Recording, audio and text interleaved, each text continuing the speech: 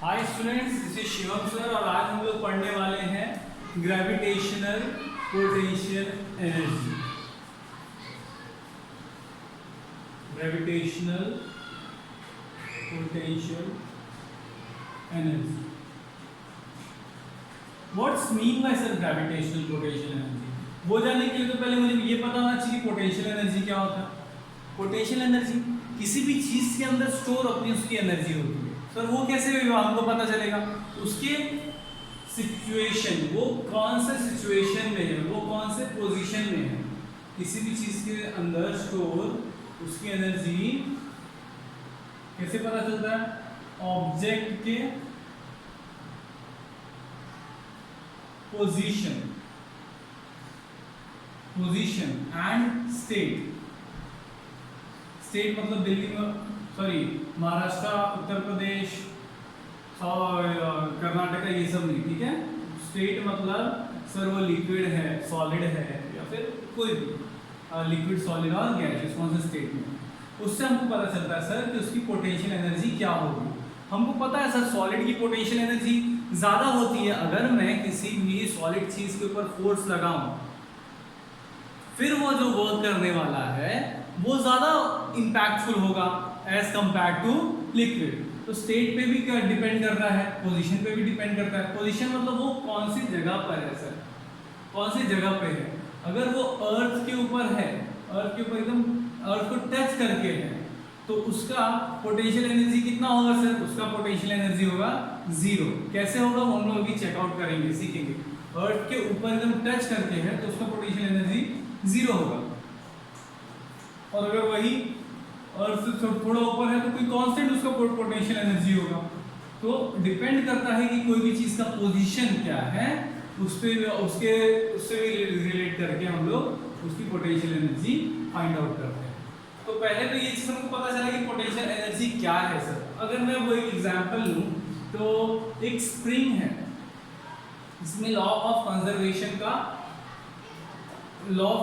Use होता है। एक स्प्रिंग है जिसमें मैंने एक ऑब्जेक्ट बांध दिया है, अटैच कर दिया है।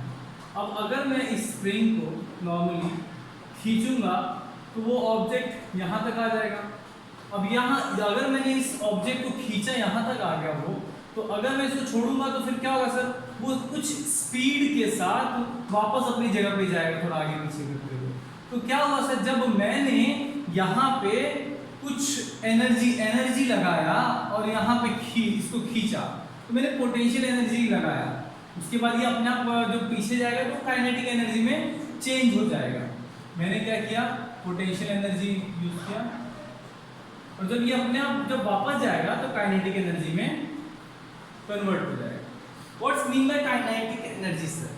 काइनेटिक एनर्जी जो अपने ही फ्लो में चले जाता है, उसके ऊपर किसी चीज का इम्पैक्ट नहीं होता है, उसको हम लोग बोलते हैं काइनेटिक एनर्जी, जो एक रिजल्ट ऑफ एनर्जी होता है। कुछ किसी भी चीज की एनर्जी के ऊपर हमने एनर्जी लगाया, at the end of the time, और जब हम उसको ऐसे छोड़ देते हैं तो जब कोई एनर्जी रिलीज होता है तो उसको हम लोग काइनेटिक एनर्जी बोलते हैं। जैसे हमने बॉल छत पे रखा, जब तक जैसे ही मैंने छत पे रखा पोटेंशियल एनर्जी छोड़ दिया तो आप अपने आप जमीन की तरफ गिरेगा, तो that is a kinetic energy.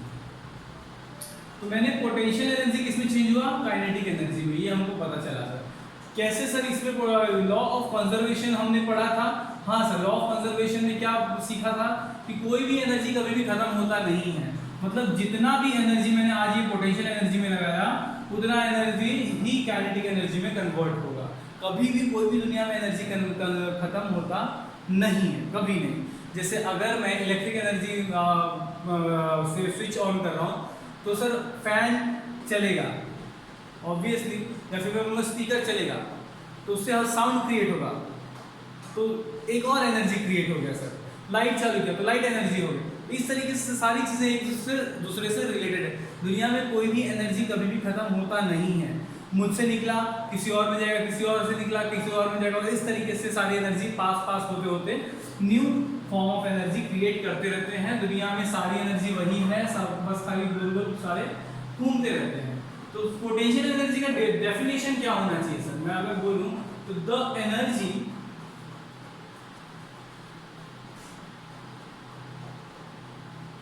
stored in an object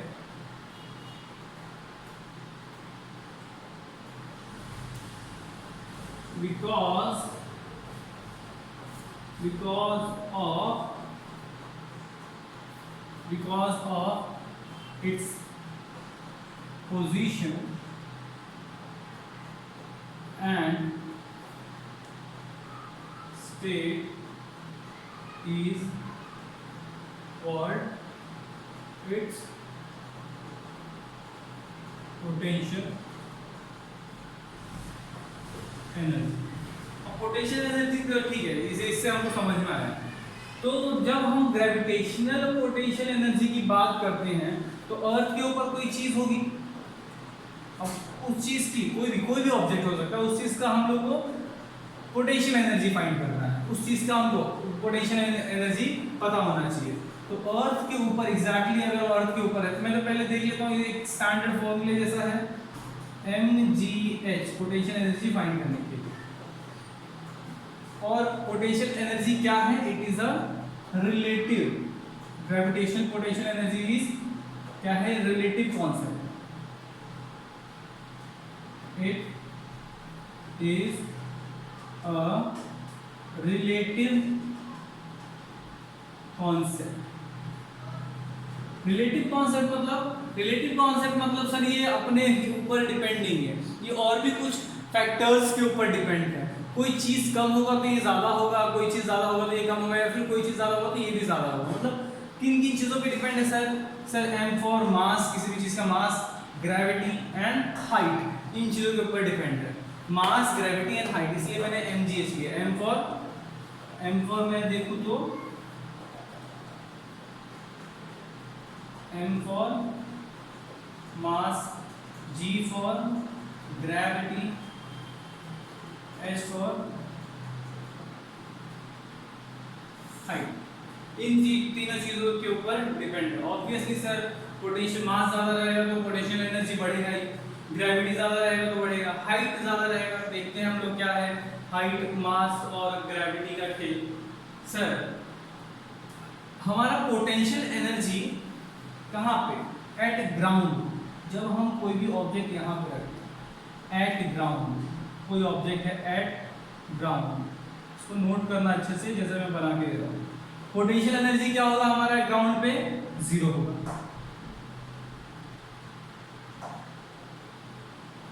ground पे हमारा पोटेंशियल एनर्जी क्या होगा? ऑब्वियसली सर जीरो होगा। मतलब यहाँ पे कोई भी ऑब्जेक्ट है वो अर्थ से चिपका हुआ है, वो कोई भी काम नहीं करेगा फ्रीली ऊपर घूम के, फ्रीली ऊपर उसका अपना पोटेंशियल एनर्जी नहीं है। जैसे मैंने बोला कि जब तक ये यहाँ पे है तब तक उसका पोटेंशियल एनर्जी कुछ नहीं है। सर उसको आगे की तरफ खींचेंगे तो फिर वो उसके अंदर कुछ क्रिएट होगा पोटेंशियल एनर्जी।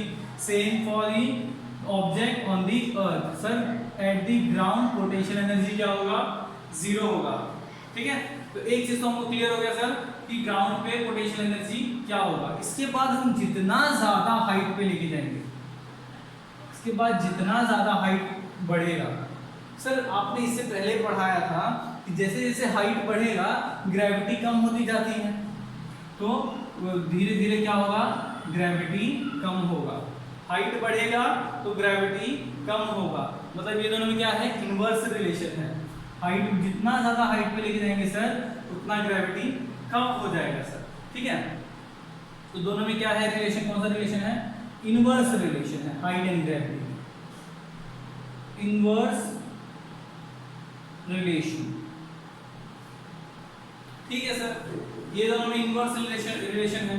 तो एक चीज तो हमको समझ में आया। अब मैं अगर बोलूं कि कोई भी ऑब्जेक्ट को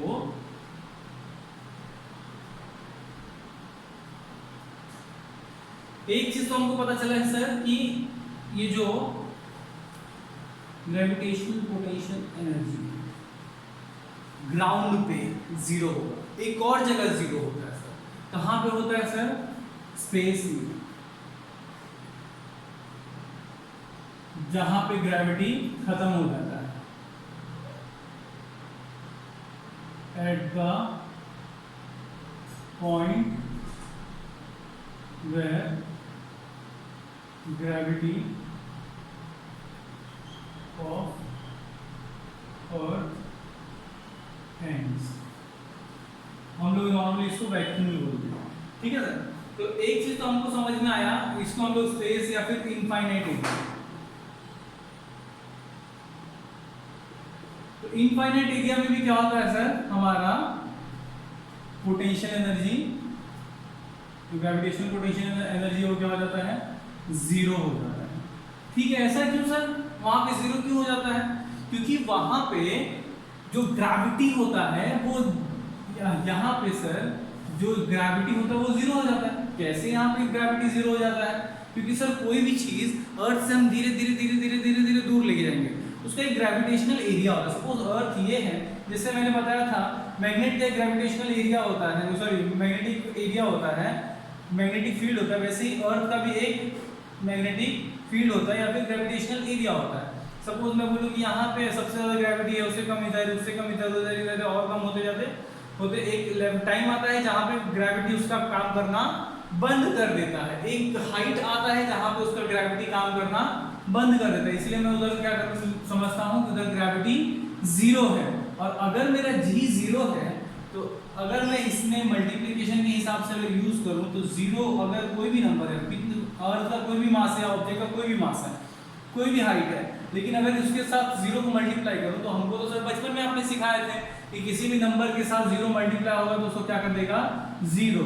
तो हमारा जो ग्रेविटेशनल पोटेंशियल एनर्जी है वो अपने आप जीरो हो जाता है। तो दो जगह ग्रेविटेशनल पोटेंशियल एनर्जी जीरो रहता है, एक एट द ग्राउंड पे रहता है, एक एट द ग्राउंड और दूसरा इनफाइनाइट में रहता है, इनफाइनाइट या फिर स्पेस में रहता है। क्या ग्रेविटेशनल पोटेंशियल एनर्जी जीरो हो जाता है, ठीक है। ये समझ में आ रहा है सर, लेकिन ये तो सर स्पेस में है, तो एक नॉर्मल सर ये ग्राउंड पे है, ये स्पेस में है, तो ग्राउंड और स्पेस मतलब ये दोनों के बीच में भी तो बहुत सारा एरिया है, तो यहाँ पे क्या रहता है, ये जो एरिया है यहाँ पे क्या रहता है सर, यहाँ पे ग्रेविटेशनल पोटेंशियल एनर्जी कितना होना चाहिए उसको फाइंड करने के लिए भी टेक्निक है, लेकिन वो जो रहता है, अगर तुम सोचो कि इनफाइनाइट में जीरो होगा तो उससे भी पीछे आएंगे तो क्या होगा सर, उससे भी पीछे आएंगे तो नंबर्स हमारे नेगेटिव में हो जाएंगे, नंबर्स हमारे नेगेटिव में हो जाएंगे, ठीक है। तो हमारा फॉर्मूला क्या बनता है स्टैंडर्डली, एक नॉर्मल सा हम लोग एक पोटेंशियल एनर्जी का फॉर्मूला क्या है, पोटेंशियल एनर्जी का formula G M upon R. G हमारी ग्रेविटी है, ये जो मास है किसी चीज का और ये किसी दूसरे चीज का, एक अकेले किसी भी ऑब्जेक्ट का पोटेंशियल एनर्जी हम लोग नहीं फाइंड कर सकते जब तक वो किसी दूसरे चीज से नहीं मिला हो। तो यहाँ पे दो चीज का मास दिया हुआ है और ये आर मतलब दोनों के बीच का डिस्टेंस दिया हुआ है, ठीक है। तो ये हमारा ये पोटेंशियल एनर्जी का फॉर्मूला है, लेकिन आप बता रहे हैं सर कि एक smaller distance from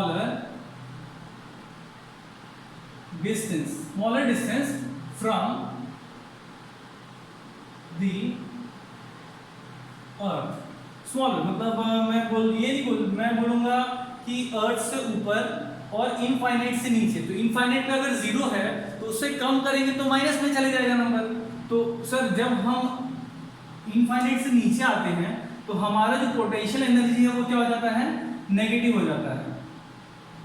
smaller distance from the earth,